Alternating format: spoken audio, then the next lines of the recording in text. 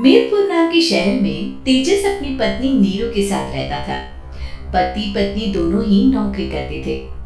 एक दिन तेजस गांव अपनी माँ के पास फोन करता है।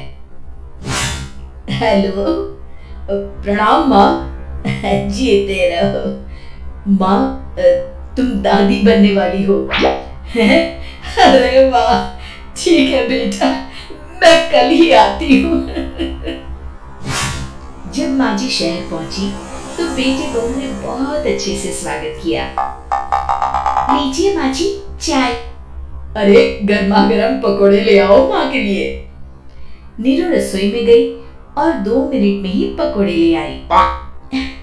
जी ये लीजिए। बहू जादू से बनाए हैं क्या?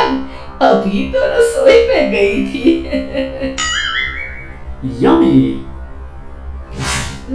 माँ जी, शीला रसोई में पकोड़े तल रही है, मैं बस लेकर आई।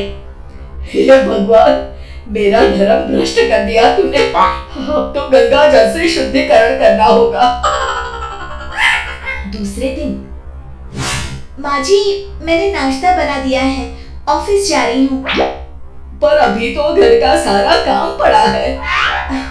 शीला आती ही होगी, झाड़ू पोछा बर्तन कपड़े वो सब कर लेगी।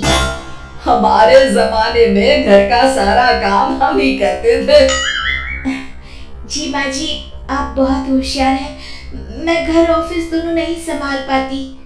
तो जरूरत क्या है घर से बाहर जाकर चाकरी करने की? वैसे भी घर का काम खुद करने से घर में बरकत आती है, समझी? पर माँ जी। पर वर कुछ नहीं, इस महीने की पगार मिले फिर ऑफिस बंद। हाँ। रात को नीरू तेजस से कहती है, सुनिए जी, माँ जी बोल रही थी कि मैं नौकरी छोड़ दूं। वैसे ठीक ही तो है, अभी तुम्हें आराम की जरूरत है। फिर भी आराम कहाँ, शीला को छुड़ाने के लिए बोल रही थी। तो अब 24 घंटे में इतना काम तो कर ही सकती हो। पर जॉब पसंद है मुझे, घर पर मन नहीं लगेगा। अगले दिन जब दोनों ऑफिस के लिए निकल रहे थे, मेरी तो कोई कीमत ही नहीं है इस घर में। माँ जी, आजकल महंगाई बहुत है, रहन सहन भी बदल गया है, दोनों नौकरी करते हैं तभी ठीक रहता है।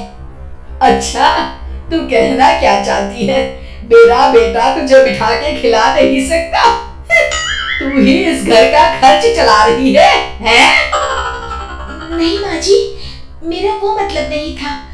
मतलब खूब समझती हूँ, ये बाल धूप में सफेद नहीं किए मैंने। हाँ। अब तो ये रोज का काम हो गया था। तेजस भी रोज की चिकचिक से परेशान हो गया था।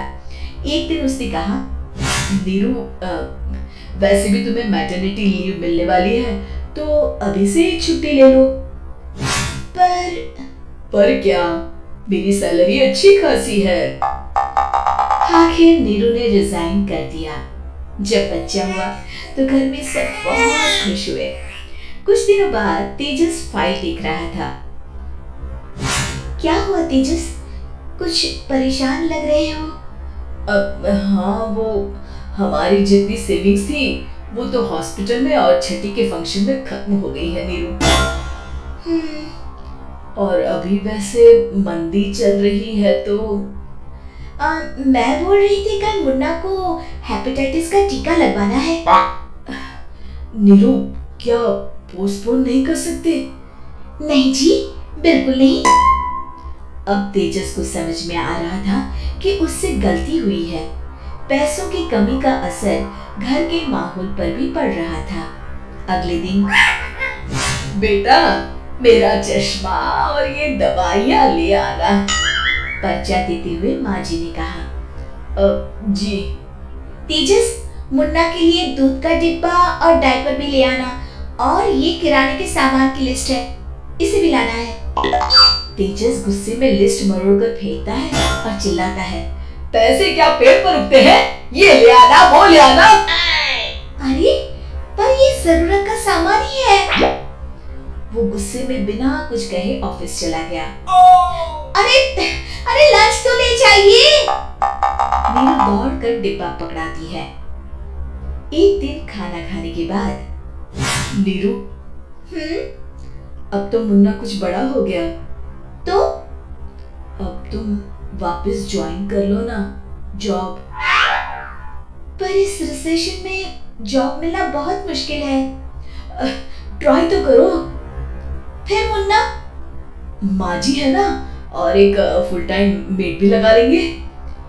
पर माँ जी, उन्हें तो पसंद नहीं। तभी माँ जी वहाँ आ जाती है और प्यार से नीरू के सर पर हाथ फेरते हुए बोलती है, अब मेरी समझ में आ गया बहू, पहले के और अब के समय में अंतर है। तुम काम शुरू करो, मुन्ना की जिम्मेदारी मेरी। मेरी प्यारी माँ जी, ये कहकर नीरू उनके गले लग गई। शिक्षा, परिवर्तन संसार का नियम है, हमें भी समय के साथ चलना चाहिए। उम्मीद है कि आपको हमारी ये कहानी पसंद आई होगी। कृपया हमारे चैनल को सब्सक्राइब करें और सभी अपडेट्स के लिए बेल आइकन जरूर क्लिक करें। और हाँ, वीडियो लाइक और शेयर करना मत भूलिएगा। Bye bye.